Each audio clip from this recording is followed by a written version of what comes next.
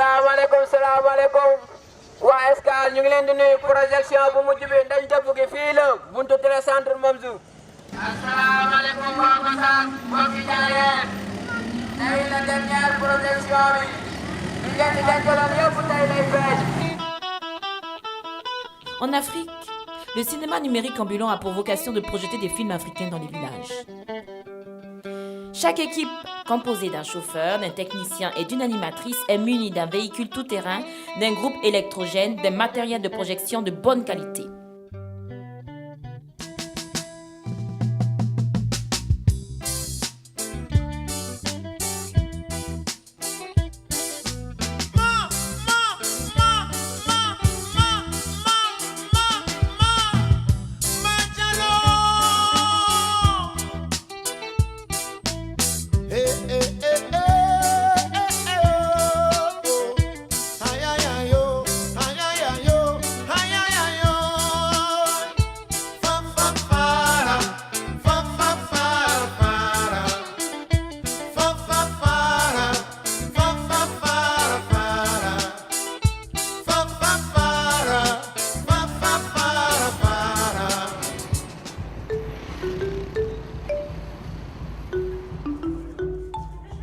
Pendant la dernière édition du FESPACO, le CNA a organisé une table ronde entre professionnels du cinéma.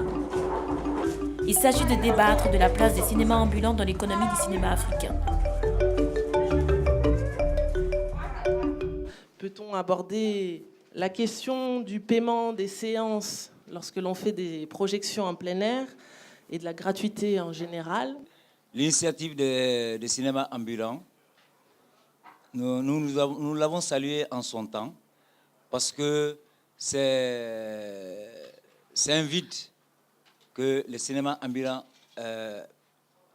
ont comblé et continuent de combler. Mais chaque entreprise de l'homme est perfectible. Et nous, au niveau du Centre national du cinéma, nous avons dit que nous ne sommes pas d'accord. Ce n'est pas le réalisateur qui parle, mais c'est plutôt l'administrateur du cinéma qui parle. Nous ne sommes pas d'accord pour la gratuité. La gratuité. D'abord, ceux qui ont financé ces projets. Il va arriver un jour où la source va tarir, la source où buvait le troupeau va tarir. Il faut que le berger creuse un puits. Donc, il faut que nous trouvions un moyen pour que vraiment le cinéma ambulant puisse s'autofinancer. Mais cela dit, la gratuité dans les établissements scolaires, la gratuité dans les institutions, on peut comprendre. Mais la gratuité pour les populations. Et puis, il faut un peu voir qu'on arrête un peu d'habituer nos populations à cette gratuité-là. Pendant longtemps, on nous a fait croire que tout doit être gratuit. Pour moi, un film, ça n'existe qu'à partir du moment où il est dans une salle et que les spectateurs le voient. On a beau avoir porté parfois un film pendant des années, une fois qu'il est fait, il n'existe pas encore. Il existe dans le regard des gens qui le voient.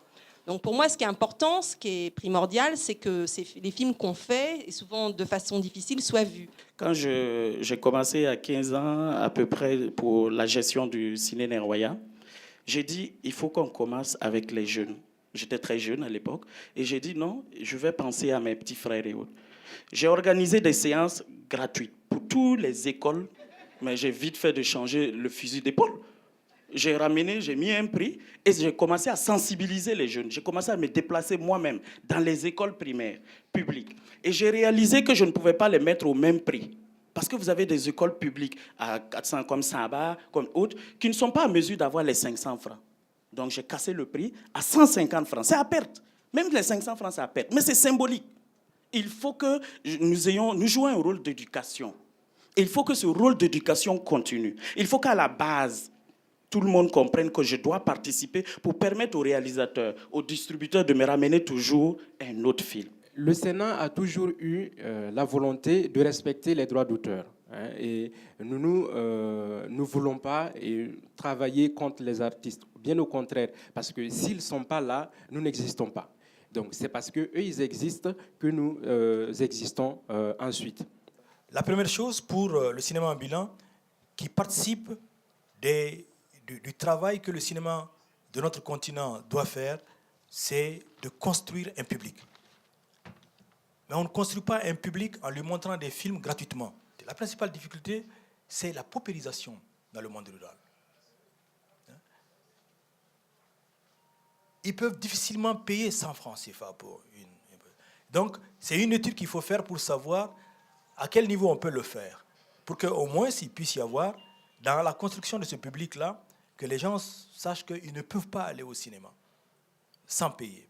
Qu'ils sachent qu'il y a des droits. Qu'ils sachent que le cinéma, son financement est lourd et qu'on a besoin d'une autonomie financière. C'est à votre honneur de dire que vous respectez les ayants droit, mais vous vous rangez du côté des télévisions africaines qui montrent les films africains, et ça c'est le producteur qui parle, montre les films africains, parce que tout simplement ça passe sur les réseaux de CFI et de TV5, ils piquent et puis ils balancent. Et si vous êtes dans l'éducation et la construction du public, moi je dis d'accord. Si vous êtes dans des zones où il n'y a pas de cinéma et que vous ne concurrencez pas la salle qui est à côté, je suis d'accord. Si vous montrez aux enfants pourquoi on fait un film, quelles sont les difficultés d'un réalisateur, quels sont les enjeux à voir nos films, c'est quoi? Je suis d'accord. Si en plus vous faites de la réclame pour Coca-Cola, tant mieux si ça permet de faire vos projections. Moi, je suis d'accord pour voir. Soit vous proposez des prix à la communauté. Je sais que dans chaque village, il y a quand même un chef de village.